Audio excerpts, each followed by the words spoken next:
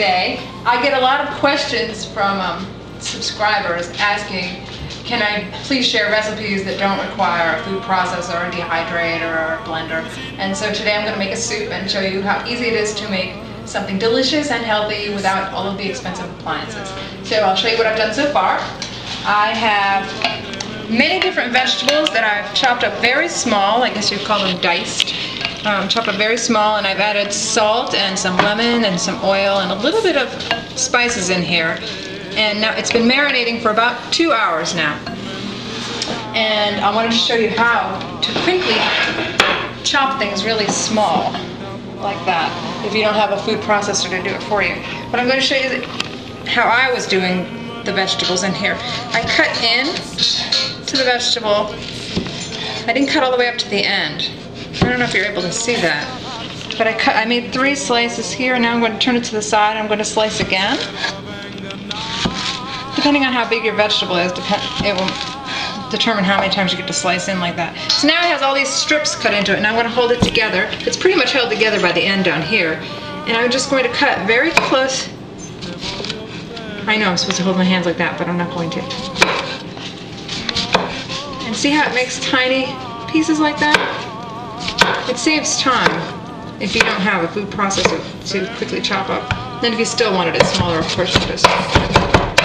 So anyway, that's what I did with all of the vegetables that are in here. I have a yellow squash, a zucchini, yellow squash, sugar snap peas, sweet red pepper, carrots, cauliflower, celery, and tomato? A little bit of onion. No tomato in here, no. What I did was I let the tomatoes marinate separately. This was probably a little bit over 3 cups when I chopped up. I added salt, and then I stirred it up, and the salt helps the vegetables release their water. So this is getting watery. So the vegetables would have been marinating for probably about 2 hours, and the same with the tomatoes. I'm going to mix those together. And in another container, I have soaking probably about ½ a cup of sun-dried tomatoes in maybe 3/4 cup of water. I'm going to use that water for the soup because the flavor of the tomatoes is in there. It's going to make a nice base for the soup. And then I'm going to take these tomatoes and chop them up. How long were they soaking? At least 2 hours. Okay.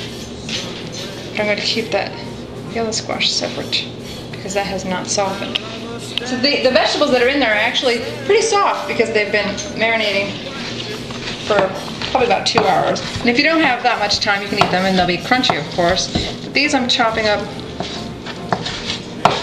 pretty small. See how soft they are now? Some of them are pretty mushy. And that's a good thing because then it will give a texture of like a cooked vegetable in the soup. You should probably use a heavy knife like you're doing. Yeah, and you should probably get it sharpened. This one needs to be sharpened. Okay. So I'm just chopping those up real small. And the sun-dried tomatoes give a really nice hearty flavor to it. So they're really concentrated flavor. Completely different flavor from fresh tomatoes.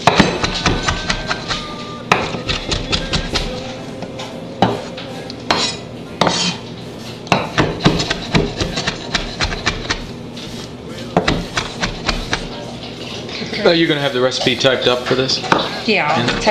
This will go in our Making It Monday blog, and I'll have all of the ingredients listed there and the measurements. Anyone can hear that's our dog drinking in the background. little dog sound effect there. Hey Judy. Good girl. All right. So this is taking a little while because sun-dried tomatoes aren't exactly easy to work with. They haven't been soaked. I ideally should have soaked these even longer than 2 hours since I want them to be very soft. But we'll just go with it like this. And now I'm just kind of like inventing this recipe today. And untested. Yeah, it's untested, but we'll test it and let you know. But I'm already seeing that this is too many sun-dried tomatoes for this. So I'm going to cut that in half. And so that's probably about half. And I'll save these for make some kale salad or something like that. Okay. And so that's probably about ¼ cup of dried sun-dried tomatoes before they've been soaked. 1/4 cup is the amount you're going to use. 1/4 cup of dried ones. Dried, And then soaked. after they're soaked, they amount to more, of course, because they've absorbed the water. So I'm going to go ahead and put those in there. All right. And that's it for that part. Stir it up. Oops. Careful. That spoon anyway. No, go ahead. So the only water that was added to this was probably about 3/4 cup of water from the soaked tomatoes. And the other water came from the vegetables. When the salt was on them, it made them release their own water. And so now, I've added salt already, of course, and I added a little bit of oregano, this is from our garden, and I will taste it and let you know what needs to go into it. That's good. Okay, I will add more oregano. I might cut back, next time I would cut back on the amount of carrot. I think the carrot's a little too strong tasting. So, well, I did get a measuring spoon out, but I'm using my fingers. That's probably about, maybe a little bit more than 1/4 teaspoon of oregano, dried oregano. If you have fresh, that would be fantastic, but ours is all dormant right now because of the winter. Try some thyme. I'm do about a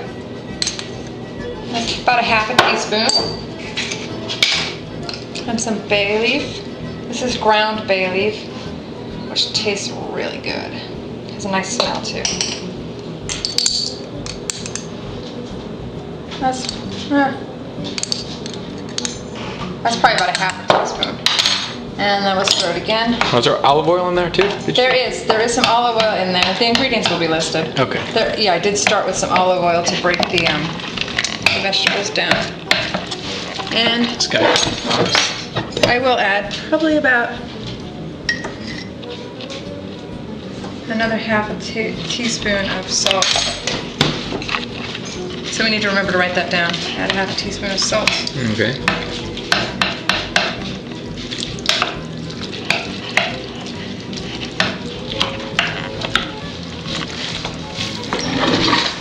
Does it look yummy? It sure smells yummy. Pretty good.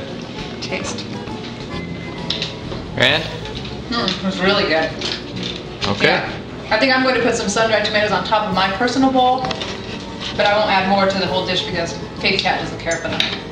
Anyway, it was all made without using appliances. Just your hands, a knife, and a cutting board. Okay.